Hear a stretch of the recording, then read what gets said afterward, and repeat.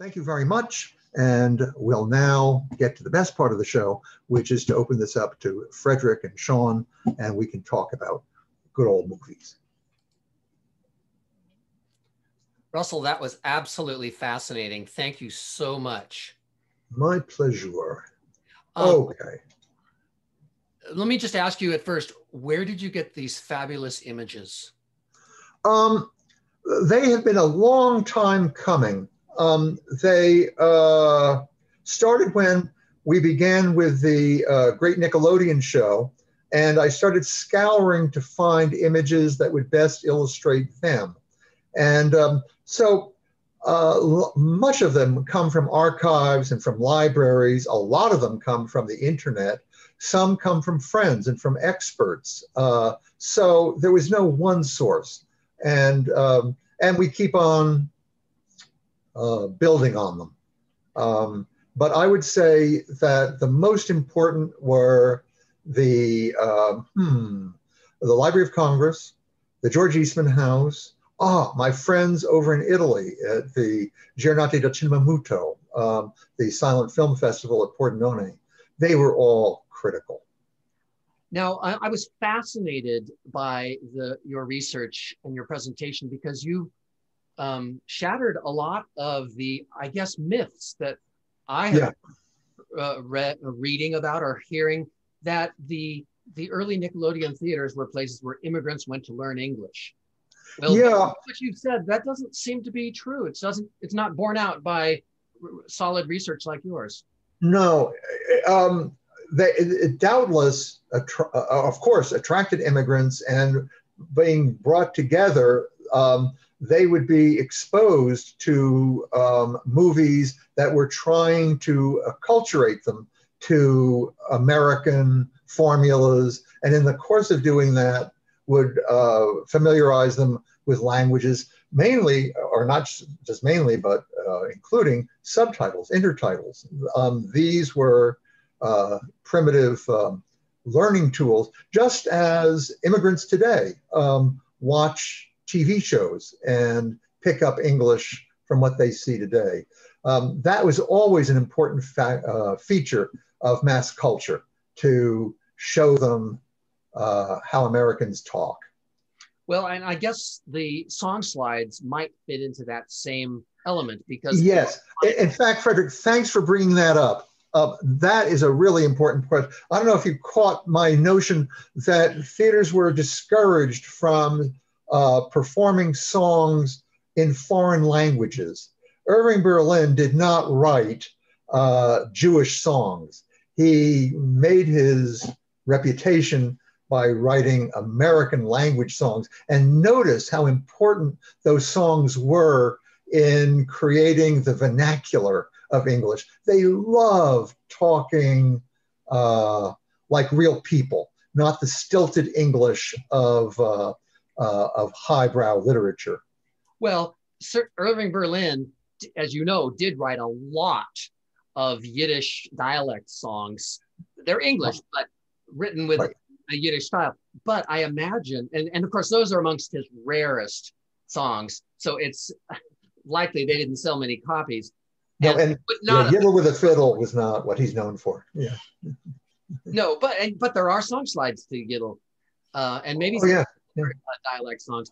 But it's really interesting. I wonder if the song slides, in that they illustrated the story being told, and then had the lyrics sheet, or the lyric slide at the end, would also help people not only to learn the language, if they did that at all, but to keep them abreast of modern American culture in the new country.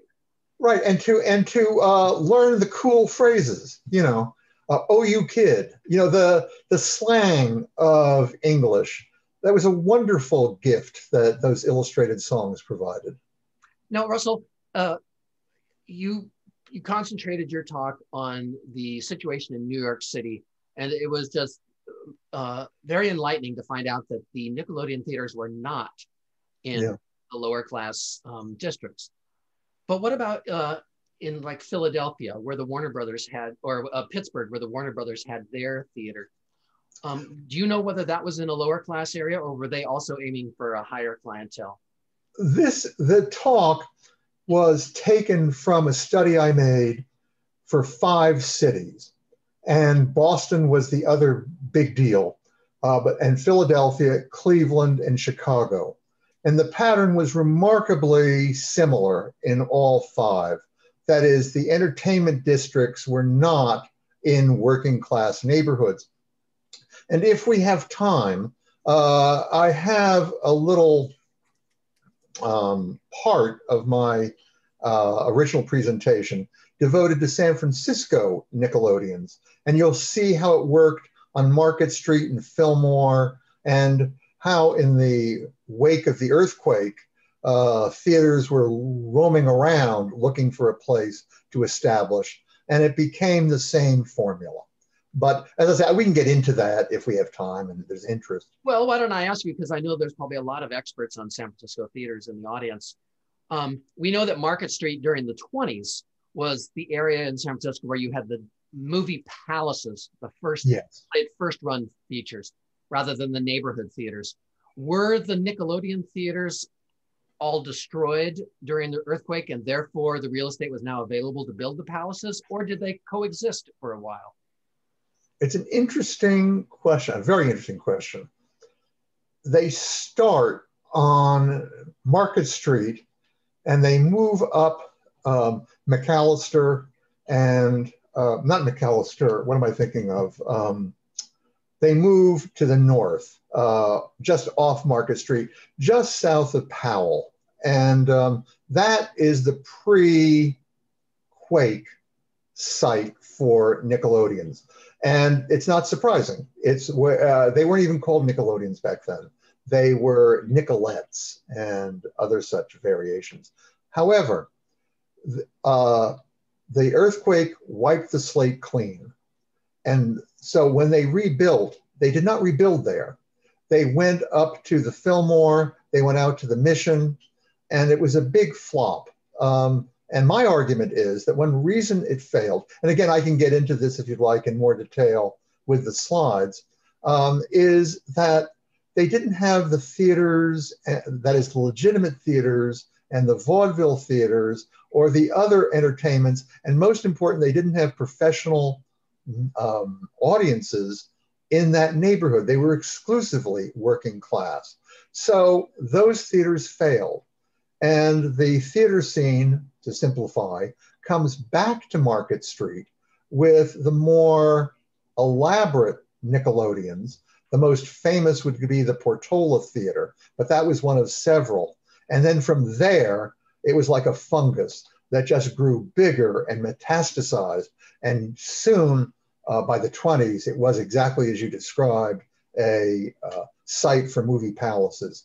And one of the curiosities, which I hope plays into my argument, is that you'll notice that when those palaces are moving off Market Street into the side streets, they are moving to the north, that is towards Powell and the neighborhoods that we now associate with legitimate theaters, not to the south. Nobody is building for very long a palace south of Market. That will come much later. And once again, it's because you have the business neighborhoods in the northern side of the street, the more affluent neighborhoods. They are what is helping drive the new audience. And of course, why wouldn't they? That's where the legitimate theaters were, where the music halls were. So, so San Francisco is pretty much following the trajectory that I've been trying to outline. Back to New York, we had the Nickelodeon theaters that slowly became chains run by people who would later become famous, like Marcus Loewy and William Fox, who obviously earned enough money at a nickel ticket to not only amass a fortune, but attract capital in order to go into the movie business to supply product for their own theaters. Did a similar thing happen elsewhere, like in San Francisco, that fortunes were made that were parlayed into studios, or no? Was this more in New York and Pittsburgh? We are so much more colorful than New York when we get into the entertainment business. Our money is coming from the gold rush, from the silver mines and the rest.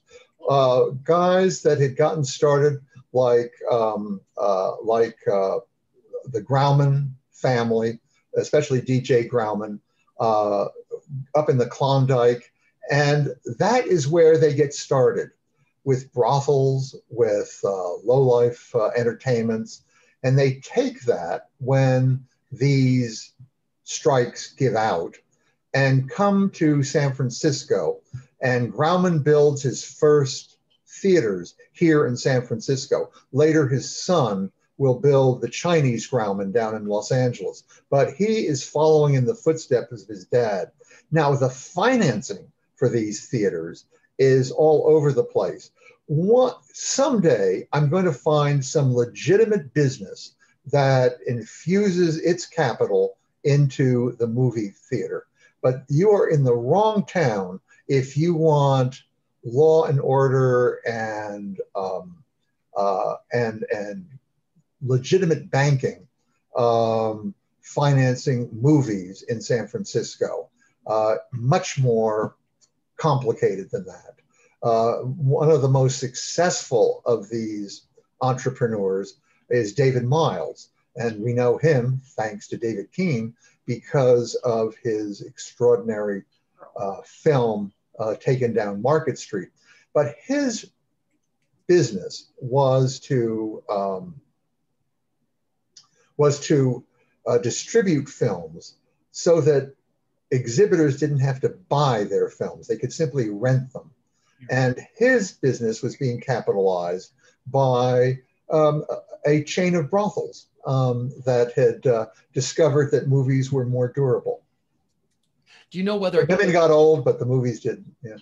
You know whether A.P. Giannini ever financed picture making? Oh, he did, yes, but that was much later. Yes, Cecil B. DeMille owes his career First what? in part to Giannini. Yeah. Fascinating.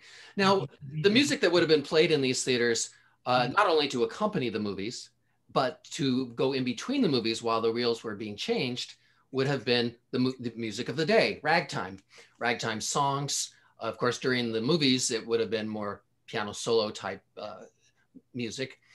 And I'm wondering about the use of ragtime in these theaters, whether this was regarded as a good thing or something to be condemned. Well, a couple of your predecessors came from the bordellos up in the red light districts in San Francisco. This was their day job, playing piano. And in fact, what they were doing is taking the music that they had learned playing for the bordellos down to the Nickelodeon theaters. That was one strain. You know, I have never heard of a classically trained musician playing for Nickelodeons at the time. They mainly came from the opposite stream. And Sean and I have talked about this for a while, whether Nickelodeon, those sing-along slides were performed by our famous composers. And Sean found one or two, but not Jerome Kern, Irving Berlin, or the top flight. They were coming from that middle range. And, but usually Nickelodeon performers were there on a part-time basis. You did not make a living as a accompanist to ragtime. It didn't pay enough. So you had to supplement with other jobs. And I think that determined what kind of music you would play. It was all improvised. I mean, Nickelodeons were never provided with sheet music for specific films. That doesn't come until Arno Rapé and all that. But I was fascinated in Sean's presentation at the Scott Joplin Ragtime Festival. He talked about, well, Sean, I hope you can hear me. Sean quoted from newspaper articles, I believe it was, in which the type of songs used for song slides in Nickelodeon theaters were regarded as lewd. And that would have been contradiction of the stated goal of only having high-class entertainment. Right. Yeah. Again, some of those song titles that were horrible. Right. Yeah. Wiggle, the grizzly bear. Right. Yeah. And then I was trying to point out that so many of them talked about Nickelodeon theaters as passion pits. This is where you could snuggle in the dark. And that's not what the Nickelodeon theaters wanted to promote, but it was what audiences liked. So, yeah. And yeah, but of course, yeah, Sean just introduced a popular thing. It was a great site for introducing songs. I'm sorry, dances. And in fact, dancers were an important part of the vaudeville acts that came with Nickelodeons. One of the reasons that I think in that article that Sean cited mentioned the grizzly bear by name is that the grizzly bear dance was outlawed in many municipalities. Oh. And so it was particularly scandalous. Like, for example, in Santa Cruz, the grizzly bear was made illegal under threat of prison time. And there's a famous story where the daughter of the mayor of Santa Cruz was arrested because she went up to San Francisco and was caught doing the grizzly bear there, outside of the city limits, of course, of Santa Cruz. Nevertheless, it became a huge political scandal, as you can quite imagine. That's fascinating. But Sean, I wonder if you could chime in and tell us a little bit more about the songs that were used for song slides. In your opinion, in your assessment, do they tend to be of the higher class, general uplifting type, or are they more salacious? Well, it depends upon which period you're talking about, because the song slide started in the middle 1890s, and that was the period of the story ballads. So really, and that goes up until you get into the late aughts, about 1909, 1910. And about 1909, there was a whole slew of songs that to us seemed rather mild, but to audiences back then were quite risque. And it started with "I Love My Wife, But Oh You Kid." And then it went on from there. And I think those types of songs were considered salacious by the more conservative members of the audience. The images themselves aren't salacious or suggestive, are they? Well, for instance, "Keep Your Foot on the Soft Pedal." You have the girl with the guy having his arm around her waist. You almost never see couples kissing in the song slides. Sometimes you see them just about to kiss, but you never actually see them kissing. What do you think about the beautiful, to my eyes, images of that barbershop chord where you have the lady in ecstasy singing at the piano alone with the piano player? Do you think that could have been regarded as inappropriate? Probably not. No, I don't think so much that one. And the lyrics are not, it's more about going to ecstasies because of the music. But with Alexander's Ragtime Band, that's what, 1910, 11? 11. Yeah, American music, popular music changes dramatically. And ragtime becomes then part of the whole vernacular of popular music. And you see that in the song slides, with the songs being used for the song slides. So it depends upon the period, because we're talking about a 20-year period for the song slides, 1894 to about 1914. So it doesn't seem like a long time, but it's also not enough. I wish they had continued on. Yes, yes. Well, yeah, back then, I think it's fair to say, and Sean, you correct me, that then as now, the one entertainment form that was even more volatile, more quickly changing than movies was the music industry. I mean, a year in any other industry is 10 minutes in songs that the fads change so quickly, and and the economics will change. Now, again, Sean knows more about this than I do, but that's certainly my impression about the songs that are changed for the Nickelodeon, that they are being promoted every week with a new set of songs, and the styles change. Sometimes 2 to 3 times a week there'll be a change, because there's such a huge demand, and you have songs for a week, your theater's out of date. So yeah. Who was it? Rudy Blesh, who said, and they all played ragtime. Who said the mills of Timpanogos grind exceedingly swift and very coarse. Yeah. I mean, they're just churning out the songs, Yeah. Sausages. Now, not to belabor a point, but one of our gentle attendees has pointed out, with some measure of experience in the matter, that the song "Take Me Out for a Joyride" sounds very suggestive, doesn't it? And although if you and I, modern people, look at the lyrics and the pictures, they seem perfectly innocent, but perhaps the idea of a woman getting into a car driven by a strange man who's not necessarily her husband, going off during the middle of the day into a park, that could have been... I mean, you have this post-Victorian liberation, and you see this in the popular songs of the period. Songs like, we've performed a song called Come Over Joe, where the girl is sending a message to her boyfriend saying, my parents aren't home, come on over. Or the Harry Von Tilzer song All Alone, where the girl is calling her boyfriend up on the telephone and saying, I'm by myself here, come on over.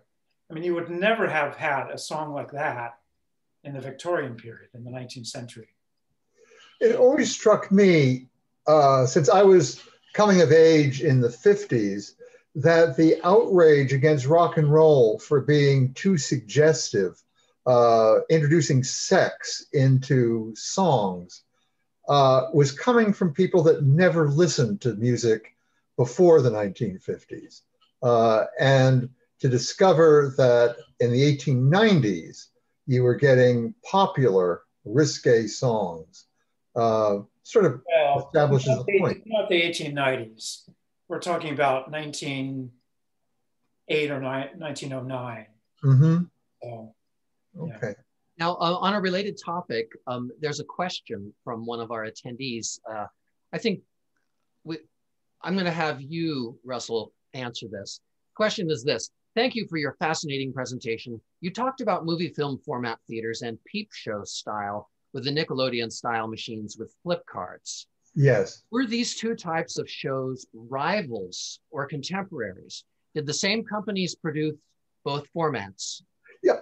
In fact, the Biograph Company, which became famous for D.W. Griffith's first home as a director, started with peep show cards. They were called mutascopes. And these were oversized photographs that you did see through an individual projector, one person per view, and you just cranked it.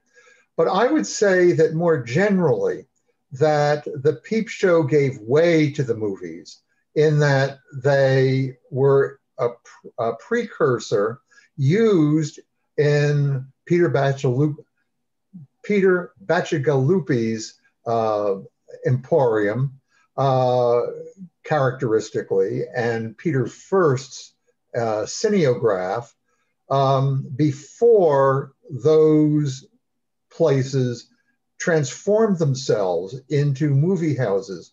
I was showing the Zucker automatic vaudeville theater, and you noticed that that had peep shows on the first floor and then Nickelodeon movies on the second floor. That was not an unusual format. And I know that one of the questions asked whether it was unusual to have movies shown on the second floor of a theater. It was not unusual that in New York, it happened all the time. The Liberty Theater, that Nasser Brothers theater that I mentioned, that started with the movies being shown on the second floor, and then they flipped it and the movies came downstairs and their beds and private rooms moved upstairs. So there was no restriction on what floor level the movies were on, but it does have a relationship with those dime museums and peep shows, because there you needed moving space. So patrons could go from one machine to another, go from one live demo to another. Whereas, of course, with a movie, you needed chairs, and the two were not entirely compatible.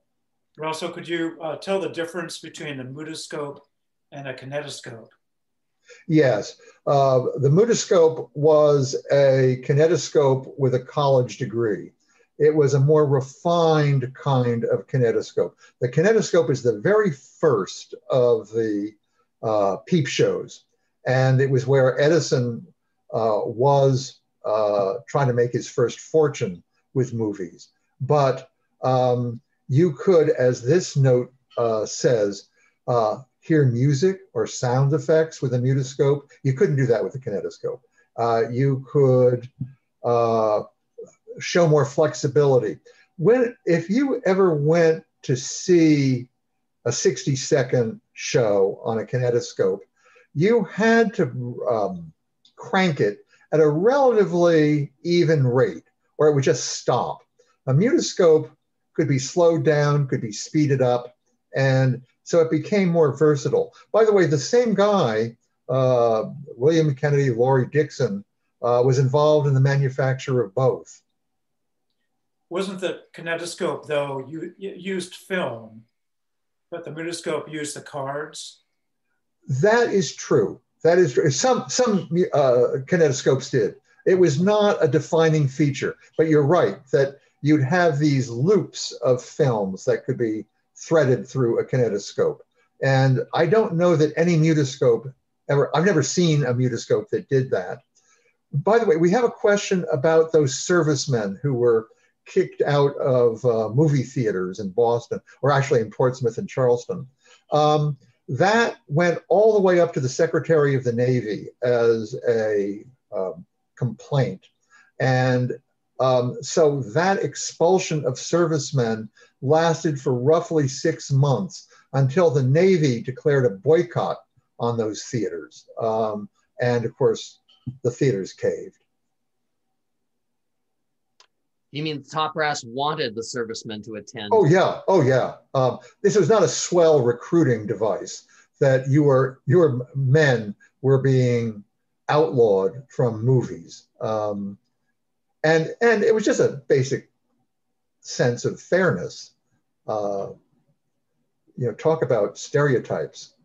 But no, the Navy was, at least the top brass that got involved, was just appalled by this kind of discrimination.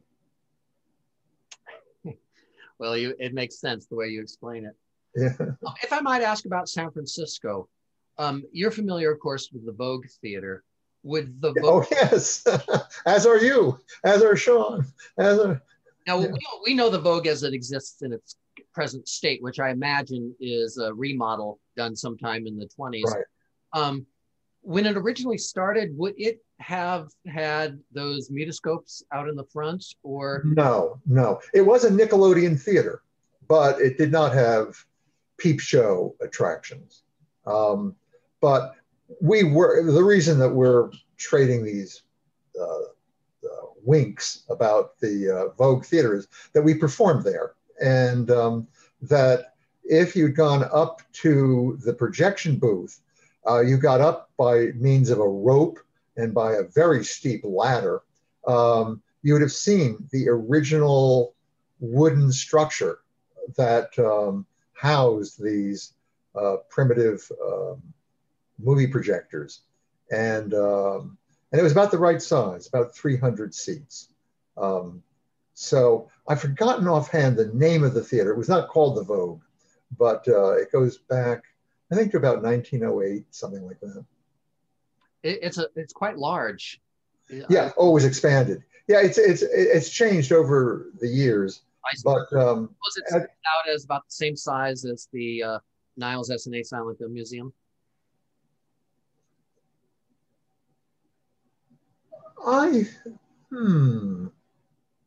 Yeah, about the same size, maybe a little larger. I'm not sure. It has, yeah, but the Niles has its own lobby. It's differently arranged, but maybe the Niles lobby is somewhat larger than the Vogue's. In fact, I'm pretty sure it is. But well, what about the theater itself, where the audience would sit? Yeah, I don't have the information in front of me, but I would say about the same. Another San Francisco Nickelodeon theater that survived is the Clay Theater. Oh yes, and that now, in fact, the Vogue and the Clay have this in common: they evolve into art house theaters because that is the appropriate size for an art house theater. So you, more often than not, if you're seeing going to an art house movie, or at least when you used to go to an art house movie, and it was of a certain time, it probably did go back to the Nickelodeon era. Now, on a related topic, a month ago, I was doing some serious research on a vaudeville singing group called the Keller Sisters and Lynch. And they made a lot of wonderful records in the 20s with various dance bands and some solo records. But I was amazed to find that their career started in vaudeville back in, I believe it was 1913, a child. Oh. And in looking through newspaper archives, trying to find every performance that they ever did, it was interesting to see that, now, of course, they were performing in vaudeville theaters, but vaudeville theaters didn't just have live acts. They also had movies and song slides. So do you believe there was cooperation, or was it competition between the vaudeville theaters and the Nickelodeon theaters?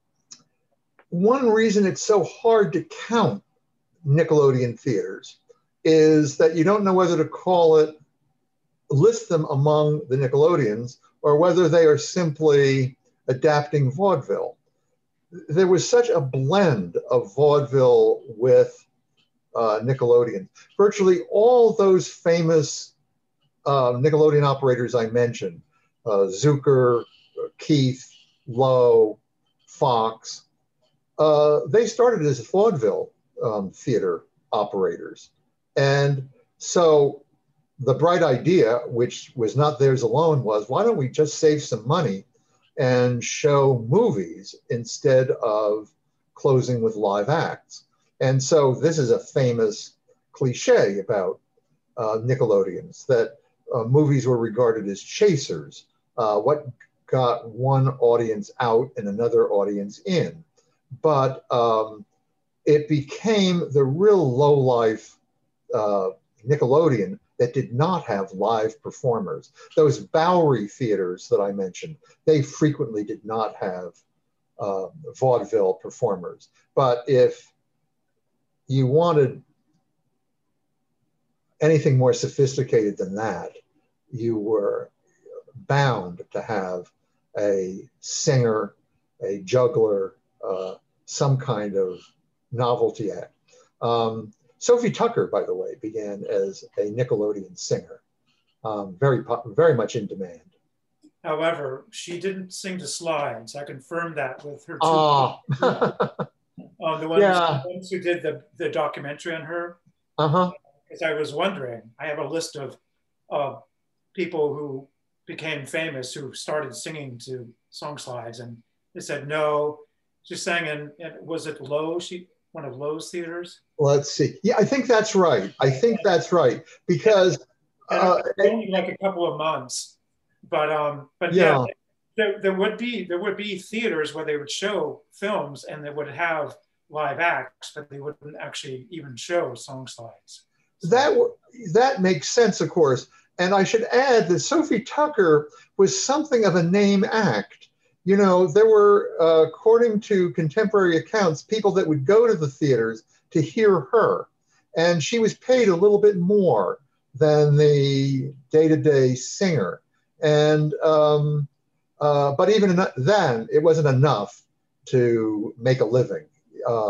But someone marveled that she could sometimes perform 5-6 shows a day and do it for 5-6 days a week. Yeah, she had lungs of leather. Definitely. Yes, right. Well, that was vaudeville. You had to 7 shows a day. Couldn't do that. You couldn't be in vaudeville. But you know, Russell, I think it would be helpful if you explained that simultaneously, let's say in 1910, there were many genres of entertainment available to the public. You had legitimate theater, movie theater, vaudeville, Nickelodeons, and you also had burlesque.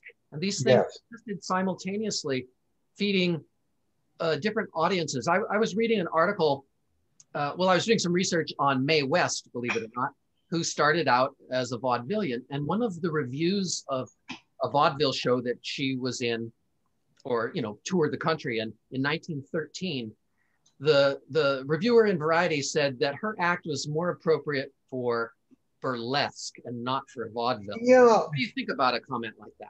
Well, it's perfectly understandable. There were lines drawn between burlesque and vaudeville.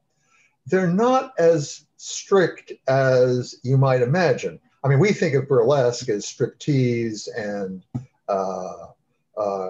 getting naked, but that wasn't the defining quality of burlesque. Dance was a defining quality of burlesque, but of course that bled over into vaudeville. It was the kind of dancing that you were doing that would distinguish it.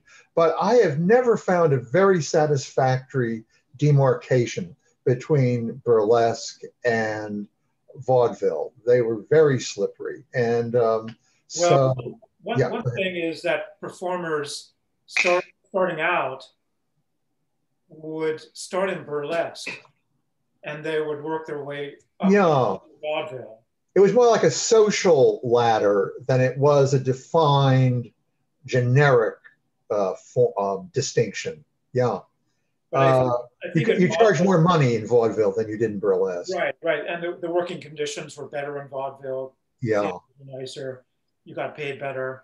But also, I think in burlesque, there was a little more leeway in terms of your material, whereas the vaudeville theaters were, the owners were pretty strict about what you could get away with. Mm-hmm.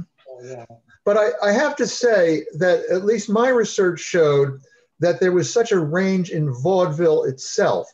That is, what I would agree is that Sean is describing vaudeville in New York and Chicago and the major cities. But as you got to these second tier and third tier cities, those standards got relaxed. What was driving what Sean was talking about was competition.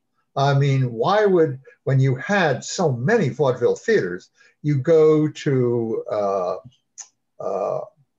cheaper theater that didn't have very sophisticated entertainment when you could see the Keatons, Buster and his family, and the like.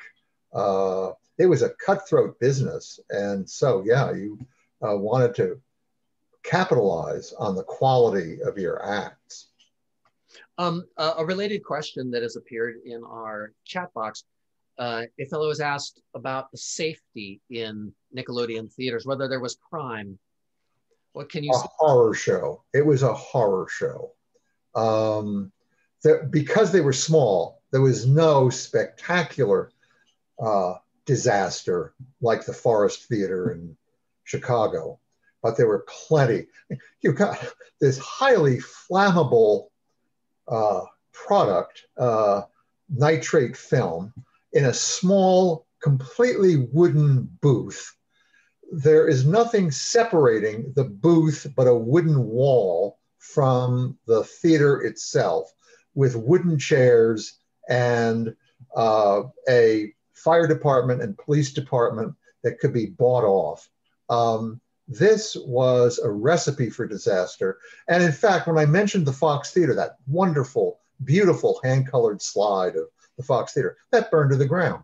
And we have lots of pictures of Nickelodeon theaters that were catching fire. Some of them deliberate, some of them not. But it was a horrible situation that was crying out for reform.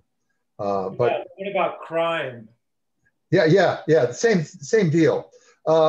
This is not protected entertainment. You're not getting lots of regulation except for movie content. Oh, that was being regulated, but you're not getting regulations for theater conditions, not until maybe the First World War. You don't know whether the higher class Nickelodeon theaters would hire a policeman to stand guard against pickpockets or mashers? I don't have direct research information on that. I would suspect that once you get into the larger theaters, yeah, you would have protection up and down the line. But we're now talking about 300-seat theaters that are invisible to the municipal governments. Having said that, it occurs to me that the mayor of New York was a part owner of the Fox movie chain. It was Fox's first contact with corrupt government, and it's what led him to prison by the end of the 20s. He had discovered that in order to improve his theater situation, you needed to get cooperative governments. And it finally all fell on his head when he tried to bribe a judge.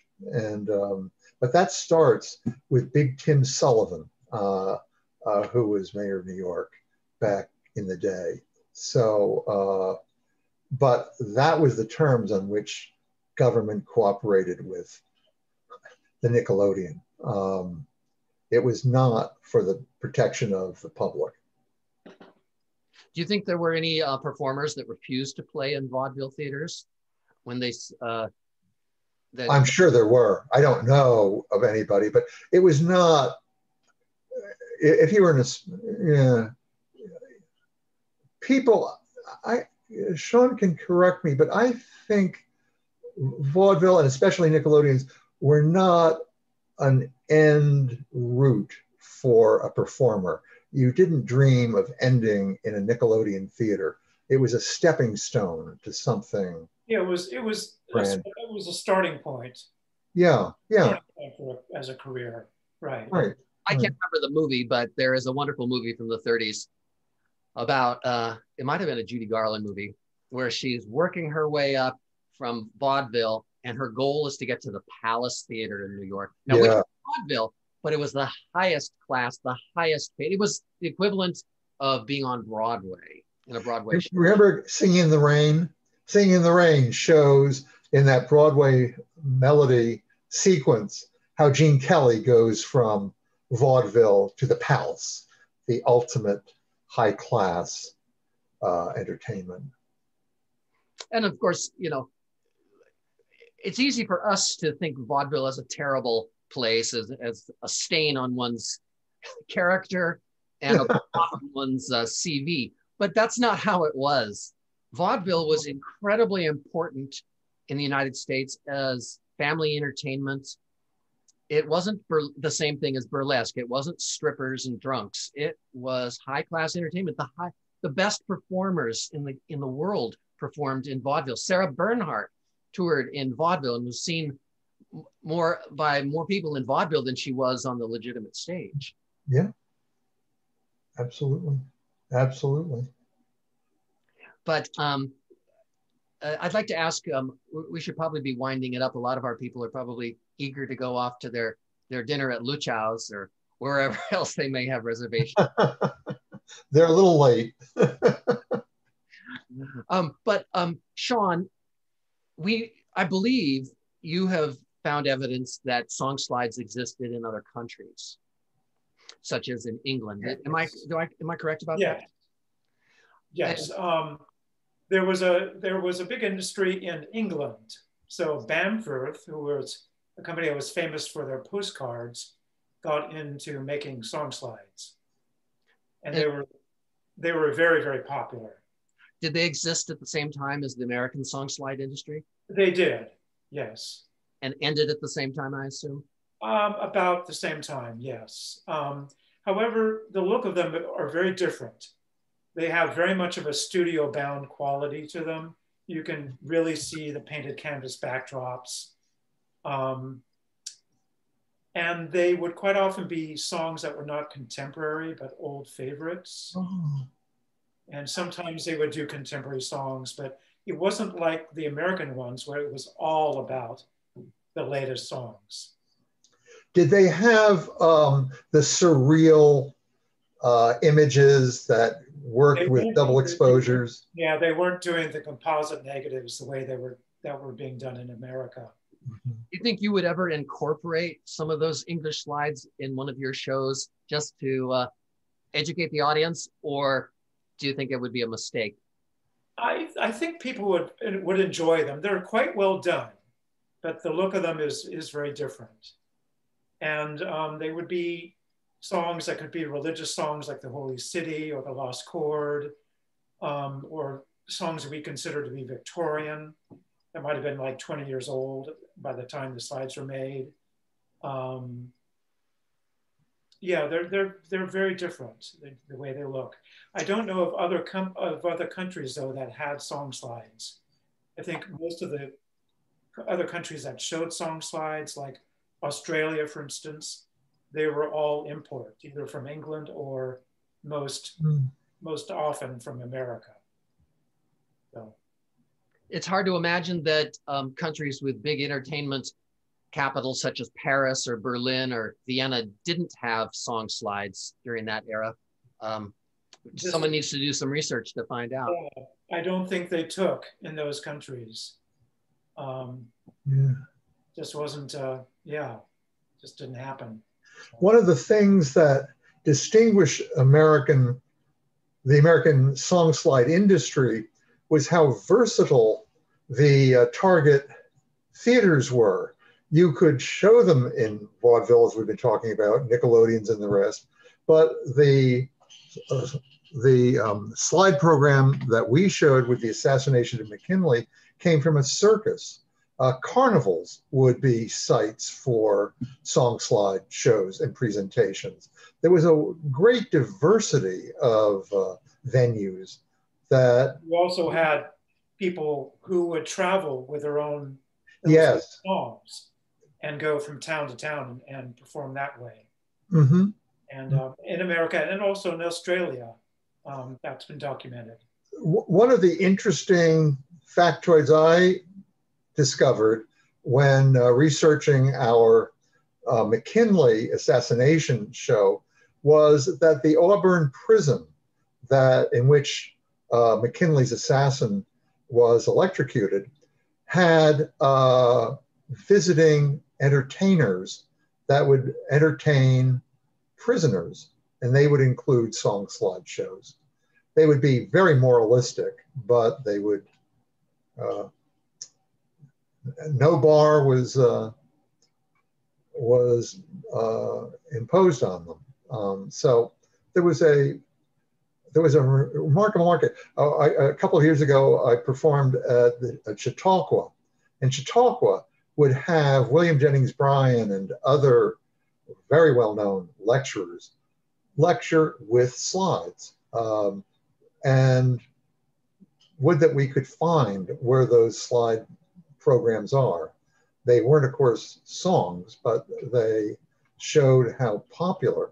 And I should say also missionaries would work with slides to show the folks back home what they were doing in Africa and India and other countries.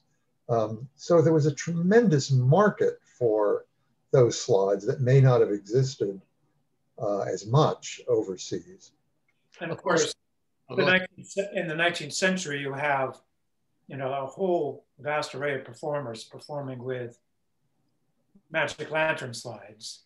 This is before song slides, but that's a very, very popular way of doing lectures.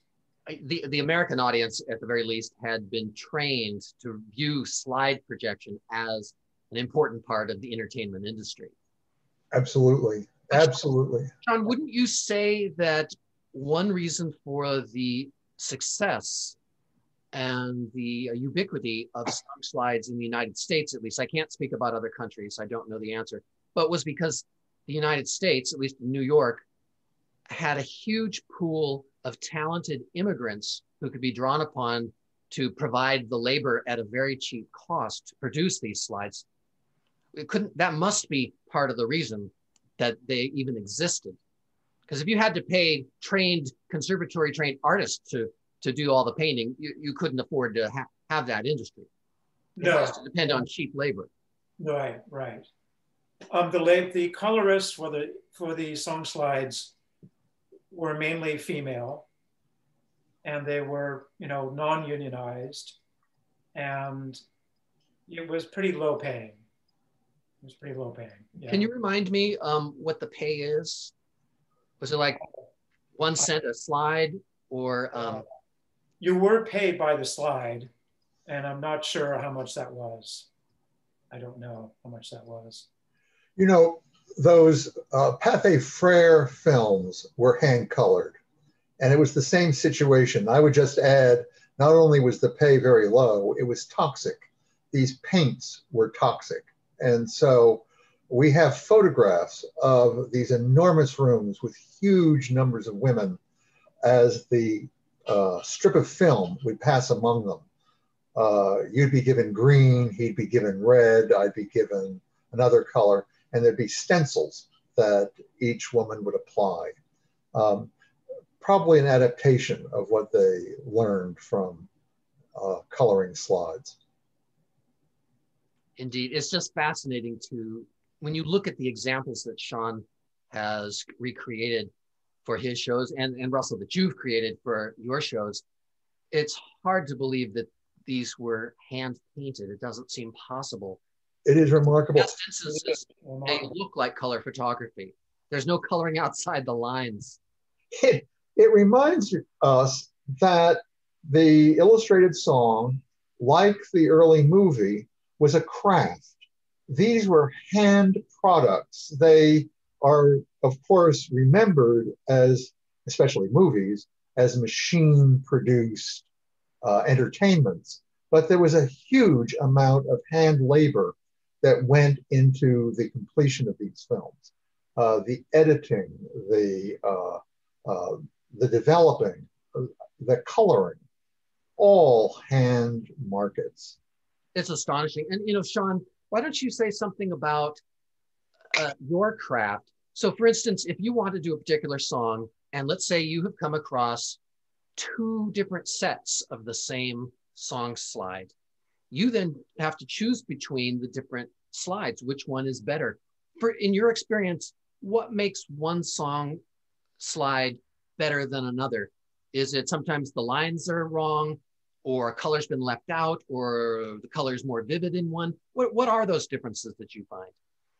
Well, of course, there can be damage to the slide. With that apart, let's say there is no damage. It's just 2 separate copies of the same image, but obviously they're done by hand, so there are going to be differences between the 2. Yeah, there will be differences. Quite often, you'll choose one that you just like the coloring better in. It usually isn't a matter of one being sloppier than the other or neater than the other. Quite often you'll find that maybe in one set, the girl's dress will be colored a different color. And you want it to be consistent throughout the entire set. Or or sometimes the colorist will add too many roses in the bush next to the couple, the boy and the girl. And it's too distracting. So if you have another slide, a duplicate slide, and the coloring is a little more subtle, you go with that instead. So. Would the colorists work with some sort of magnifying device? No, they didn't. Not for the song slides. No, I don't. I've seen images or photographs of colorists using some sort of magnification, but these were for magic lantern slides, but not. I've never seen anything like that for the song slide colorists. So that's the way it was done. Obviously, that is a job only for the young, who have better eyes than people of my age, 112. So.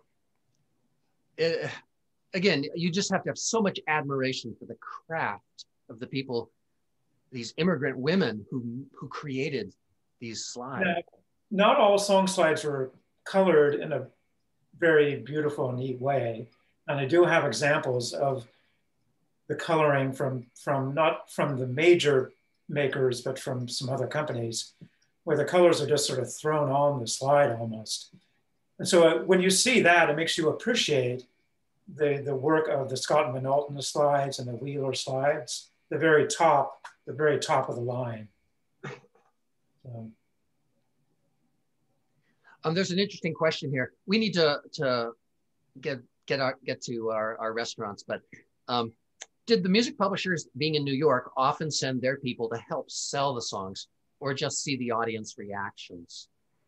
Be interesting to know whether the publishers monitored to see whether their investment was paying off. Well, there were song pluggers who would go from Nickelodeon to Nickelodeon, and I've read about that. And they were underwritten by the publishers. So yes, you'd also have the Nickelodeon theaters would hire themselves singers to perform week after week. There were also